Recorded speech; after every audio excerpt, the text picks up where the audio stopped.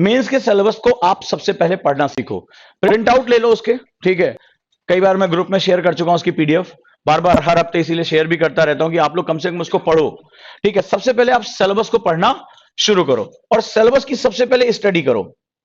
Study में basic होता है कि तुम्हें बेसिक फंडामेंटल कैटेगरी पता होनी चाहिए कि जीएस पेपर 1 में क्या है, जीएस पेपर 2 में क्या है, 3 में क्या है और 4 में क्या है। जैसे मैं आपदा प्रबंधन की बात करूं तो तुम्हें पास पता होना चाहिए कि मेरा किस पेपर में है। मैं अगर हिस्ट्री की बात, इसके लिए कोई बहुत बड़े नॉलेज की जरूरत नहीं, इसको सिर्फ पढ़ने की जरूरत है, ठीक है। इसके बाद आपको क्या करना है, इस सिलेबस पे आपको मास्टरी करनी है, वो भी मैं बाद में आता हूं उसको कैसे करना होता है। इसके बाद तुरंत जब तैयारी की शुरुआत होती है तो आपके पास दो तरह के प्रीवियस ईयर पेपर होते हैं, एक प्री का और एक मेंस का। प्री का और मेंस का आप एक तत्काल एक काम करो, इनको तुरंत के तुरंत पढ़ डालो, ठीक है। प्री और मेंस कम से कम 10 साल का पेपर, प्री का और मेंस का, ना उसके आपको आंसर पढ़ने हैं ना उसका एक्सप्लेनेशन पढ़ना है, कुछ नहीं करना है आपको। सिंपली आपको अगर वो सब्जेक्ट वाइज कैटेगराइज वाइज आजकल मार्केट में अवेलेबल है, आपको सिर्फ उसको पढ़ना है। अगर मैं गांधी को पढ़ा तो गांधी से क्या क्वेश्चन अभी तक पूछे गए हैं, मराठा से क्या क्वेश्चन मेरे बने हैं अभी तक, ठीक है। भौतिक भूगोल से मेरे क्या क्या क्वेश्चन है, आपको ये पढ़ा होना चाहिए कि कैसे उन्होंने गांधी के गोलमेज को क्वेश्चन पूछा था, कैसे उन्होंने सविनय अवज्ञा पे क्वेश्चन पूछा हुआ है, कैसे भारत छोड़ो आंदोलन पे क्वेश्चन पूछा है, क्या क्वेश्चन की ट्विस्टिंग रही है और वो क्या चाहते हैं। और इसको कम से कम एक हफ्ते तक आपको पढ़ना है, बार बार बार बार, कम से कम आपके ये 4 to 5 टाइम्स ये क्वेश्चन पढ़े होने चाहिए कि जब वो आपके दिमाग में इंप्रिंट होना, याद नहीं करना है, इंप्रिंट करना उसको। मतलब जैसे जैसे आप उसको पढ़ते जाओगे, उसकी जो इमेज है जहां से तुम पढ़ रहे हो वो तुम्हारे दिमाग में क्या होती है, जगह लेना शुरू कर देती है। उसके ऑप्शंस को ध्यान से पढ़ो कि जब वायस राय पूछ रहा था तो उसमें पूछ रहा था कि फलाना कमेटी में कितने भारतीय थे, ठीक है। ये किसी भी बुक को या किसी भी क्लास को शुरू करने से पहले ये सबसे मूलभूत नियम होता है, सबसे इंपॉर्टेंट सेगमेंट होता है। ऐसे ही आपको क्या पढ़ना है, मेंस का क्वेश्चन पढ़ना है। ये दो सेगमेंट्स आपको हर हालत में पढ़ना है, मुख्य परीक्षा के लिए भी आपको इसी तरह स्टडी करनी है। डन है। फायदा तुम्हें बताता हूं क्या होगा। अब मान लीजिए प्री और मेंस में आपने पढ़ा, मेंस में आपने पढ़ा कि पूछा गया था कि जलवायु परिवर्तन के कौन कौन से कारक अवेलेबल है, फलाना चीजें कैसे अवेलेबल हैं। अब क्या हुआ, ये दोनों काम पूरे हो गए, सिलेबस का आपको स्टडी हो गई। आपने विपिन चंद्र, आप सपोज दैट आज मार्केट में सबसे फेमस किताब है, लक्ष्मीकांत सबसे फेमस किताब है, सबको ये बात पता है, रमेश सिंह सबसे फेमस किताब है, किताबें सेकेंडरी होती हैं। अब आपने जैसे ही किताब को पढ़ना शुरू किया या आपके टीचर ने आपको लेक्चर देना शुरू किया, जैसे ही वो पहुंचा और उसने कहा कि भाई 1907 में सूरत विभाजन हुआ और गर्म दल और नरम दल अलग हुआ, तो कौन गर्म दल में चला गया, कौन नरम दल में चला गया, क्यों उसको गर्म दल कहा गया, क्यों उसको नरम दल कहा गया, अब आपका फोकस क्या हो जाएगा, बढ़ जाएगा। और यही सबसे इंपॉर्टेंट सेगमेंट होता है, इसको बोलते हैं मछली पकड़ना यानी फिशिंग करना। और आप अपनी इंफॉर्मेशन को फिश करना शुरू कर दोगे। कितने लोगों ने इस चरण को फॉलो किया अभी तक तैयारी में, रिगोरसली, राइट। यानी पहले syllabus, then previous year paper, pre और मेंस। मेंस का जब आप पेपर पढ़ते हो, ठीक है, तो आपने क्या देखा कि उसमें पेपर में आया हुआ है कि भाई दिल्ली पूर्ण राज्य का दर्जा नहीं पा सकती है, संविधान के किस अनुच्छेद में यह वर्णित है, ये यूटी रहेगी। आप जैसे ही गए, आप जीएस पेपर 3 में आए, बोले भारतीय कृषि में जल संकट एक बहुत उभरता हुआ विषय है, एक बहुत बड़ा संकट है, इस विषय पर टिप्पणी करें। आपने क्वेश्चन पढ़ा और अभी अचानक से आज आया कि भारतीय कृषि के सम्मुख ये फलाना संकट है, और जैसे आपने वो एडिटोरियल पढ़ा, चाहे हिंदी का पढ़े चाहे इंग्लिश का पढ़े, तुरंत आपका दिमाग चला गया कि इस बेस पे क्वेश्चन वो पूछ रहे हैं। यानी इसके माध्यम से क्या होगा, जो आपके न्यूज़पेपर हैं उनकी गंभीरता बढ़ जाएगी, जो आपकी बुक्स है उनकी गंभीरता बढ़ जाएगी। आपको पता चलेगा कि एक्चुअली में इन्हीं न्यूज़पेपर को ओरिएंट करके यूपीएससी क्वेश्चन कैसे फॉर्म करता है। अब आप उसको सिर्फ पढ़ोगे नहीं, जैसे ही आपको वो टाइटल मिला और आपका जो कंसंट्रेशन लेवल है, यानी कि जो आपका आउटपुट है, वो सडनली क्या हो गया, कई गुना बढ़ गया, और आप जो है वो धीरे धीरे उसी पाथ पर चलना शुरू हो गए जो कि आपके लिए मोस्ट इंपॉर्टेंट है, ठीक। इसके बाद जब ये दो स्टेप आपके पूरे हो जाएं, then go for the either books, coaching, teacher, जो भी तुम्हारे पास रिसोर्स अवेलेबल है उसके साथ आप जाना शुरू कर सकते हो। लेकिन इसके बिना क्लासेस में बैठने का कोई मतलब नहीं है तुम्हारे लिए। वो सिर्फ तुम क्या करोगे, उन इंफॉर्मेशन को सुनोगे और उन इंफॉर्मेशन को केवल अपने पास रखते जाओगे, टाइम का यूटिलाइजेशन नहीं होगा। यहां तक क्लियर हुआ। अब इसके बाद हम आते हैं क्या करना होता है। इसके बाद हमारा बेसिक जो पर्पस होता है वो सिंपल सा ये सेगमेंट होता है कि हमें तो अपना आउटपुट निकालना है। यानी मान लीजिए आपने क्लासेस शुरू कर दी, आपने अपनी पढ़ाई शुरू कर दी, तो आपके सामने दो चीजें सामने आती हैं। एक को बोलते हैं टाइम टेबल और एक को बोलते हैं टाइम मैनेजमेंट। टाइम टेबल तो खैर हम जानते हैं, हम महारथी हैं इसके। प्रातः 4 बजे उठना, 15 मिनट का ब्रेक लेना, सांस लेना, ठीक है, उसके बाद फिर से बैठ जाना, यही करते हो ना। और जिस दीवार पर टाइम टेबल चिपकाते हैं उधर की तरफ मुंह नहीं करते कभी, न देखेंगे ना अंतरात्मा को चोट पहुंचेगी। एक्चुअली में सफलता टाइम टेबल से नहीं बनती है। टाइम टेबल तो एक से एक मैंने खतरनाक देखे हैं, मेरे स्टूडेंट कई बार लेकर आते हैं, भाई साहब उसमें 4 साढ़े 3 4 घंटे केवल सोने का टाइम होता है। मतलब अगर मैं रोबोट को उतना चला दूं तेल डाल के, फूक जाएगा 2-4 दिन के अंदर, वो तो खैर इंसान है। और आउटपुट क्या होता है, सिंपल क्लास में क्वेश्चन पूछ लो तो ऐसा लगता है कि जाने इस दूसरे ग्रह से भी आए, पूछने की गोला कौन सा है। आपको समझना पड़ेगा, you are here to manage the time management के लिए आप यहां आए हो, और आपको टाइम मैनेज करना सीखना पड़ेगा।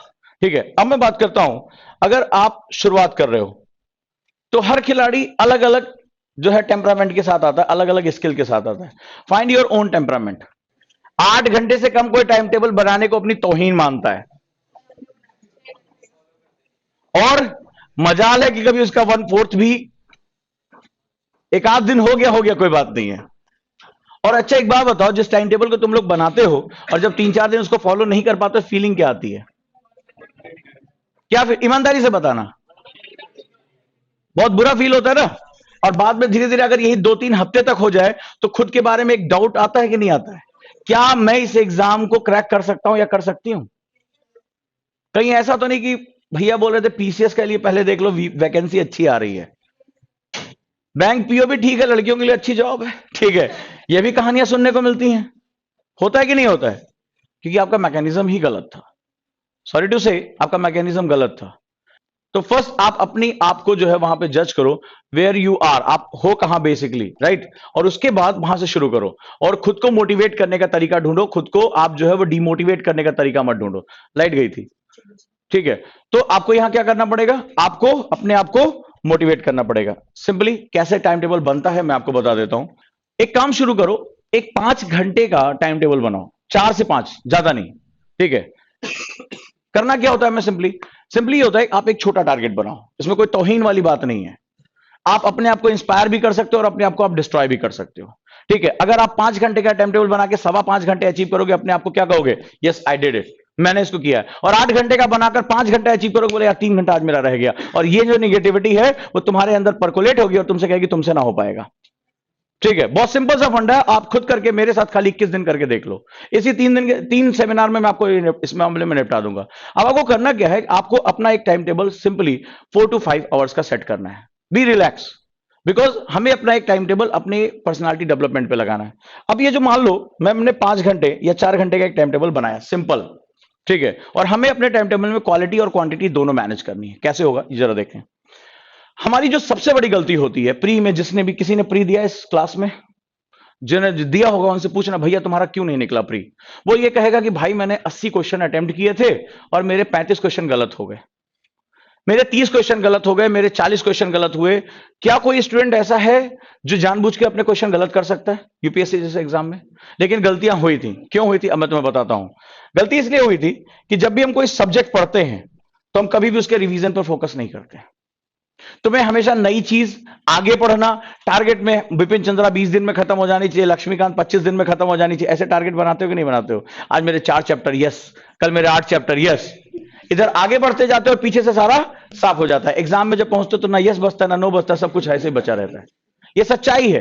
क्यों? क्योंकि 24 घंटे के अंदर, मैं बार बार कहता हूं, हम अपनी किसी भी पढ़ी हुई चीज का 80% भूल जाते हैं। ये तुम्हारे दिमाग की कैपेसिटी है। हमारे पास 2 तरह की मेमोरी होती है, शॉर्ट टर्म और लॉन्ग टर्म। और हम अपनी शॉर्ट टर्म मेमोरी, जो कि सबसे ज्यादा विश्वासघात देती है, हम उस पर भरोसा कर बैठते हैं। तो तुम्हें क्या करना पड़ता है, इंफॉर्मेशन को धीरे धीरे ढकेलना पड़ता है। इसीलिए हमारे भारतीय संस्कृत में बहुत पहले एक कहावत कही गई थी कि रसरी आवत जात से जड़मति होत सुजान। It is all about revision. उसमें यह कहा गया था कि do the revision again and again and you will learn each and everything. तो हम ये कहते हैं ना, हमें समझ में नहीं आता, हमें याद नहीं होता, तुम्हें अपने दिमाग के बारे में नहीं पता। तो तुम्हें क्या करना होगा, इस सिलेबस में 1 आवर, सपोज दैट आज आपकी कोई क्लास हुई, आज आपकी क्लास में कुछ भी पढ़ाया गया, geography, history, X Y Z, 2 घंटे की क्लास, 2.5 घंटे की क्लास, आप जहां पे भी रिस्पेक्टिव हो वहां पे आपको पढ़ाया गया, ठीक है। अब आपको क्या करना है, 1 घंटा अपना इसके लिए घर पे आना है। शुरुआत क्या करनी है, मान लीजिए आज आपका कोई भी टॉपिक पढ़ाया गया, क्या टॉपिक पढ़ाया गया, साइक्लोन पढ़ाया गया, ठीक है। तो सबसे पहले आप एक पेपर ले लो, बेस्ट मेथड बता रहा हूं, राइटिंग और मेमोरी दोनों एक साथ करने के लिए, टाइम कम है हमारे पास। आपको क्या करना है, सिंपली एक पेपर ले लो, सबसे पहले लिखो व्हाट इज साइक्लोन, चक्रवात क्या है आज की क्लास में। फिर चक्रवात कैसे बनता है, हाउ इट फॉर्म, चक्रवात का प्रभाव क्षेत्र कहां कहां है, कहां कहां पे ये डोमिनेंस पाए जाते हैं, चक्रवात के प्रकार कितने, टाइप्स ऑफ साइक्लोन। आपने जितना भी आपके जो टीचर ने आपको पढ़ाया है उसको क्या कीजिए, क्वेश्चन बेस फ्रेम कर लीजिए। अब क्या करना है आपको, सिंपली एक रद्दी सी कॉपी रखिए, तो बहुत महंगी नहीं, सिंपल सी, और आप इनको उठाइए और आपने जो पढ़ा है उसको आप लिखना शुरू कर दीजिए। उसको बाद लिखना शुरू कर दिया पॉइंट्स में और या फ्लो चार्ट में। जैसे मैंने लिखा साइक्लोन, ठीक, क्या होता है, it is a rotation of wind, यानी ये हवाओं का चक्रण होता है, ड्यू टू द वाटर, क्यों, इसमें लेटेंट हीट होती है। प्रेशर कैसे होता है, रोटेशन आउट से इनवर्ड, ठीक। मैंने क्या किया, जो उसके बेसिक पॉइंट्स हैं उनको मैंने फ्लो चार्ट में लिख डाला, सिंपल ये किया। मैं जितने भी स्टूडेंट्स अभी तक मिला हूं, 90% स्टूडेंट जो फेलियर का रीजन है वो है उनका पैसिव स्टडीज, पैसिव स्टडी। एक कोचिंग में आप जब एक समय एक साल बिताते हो तो उस कोचिंग में आप लगभग 820 घंटे, जो एवरेज है मेरा, किसी भी जीएस की स्टडी के लिए कम से कम 820 घंटे का मिनिमम कोर्स होता है। 820 घंटे बहुत बेशकीमती घंटे होते हैं। और जो टीचर यहां पर इस मंच पर खड़ा होता है, ठीक है, जैसे मान लो कोई भी टॉपिक पढ़ा रहा है, तो वो अपने उस विशेषज्ञ विषय का क्या होता है, विशेषज्ञ होता है। Because you are living in a capitalist economy, आप एक पूंजीवादी, यहां ये नहीं पढ़ाएगा, किसी और के पास जाऊंगा। कोई आपकी कनपटी पे बंदूक रखे तो नहीं कहा गया था ना यहां एडमिशन लेना है, it was your own choice, था कि नहीं था। और ना ये भीम योजना वाला खेल है कि कहीं भी हो कुछ भी चले जाओ, राइट और रॉन्ग, आपकी चॉइस थी ना। उस टीचर को आपने देखा, भाला, सुना, समझा, then you took the admission.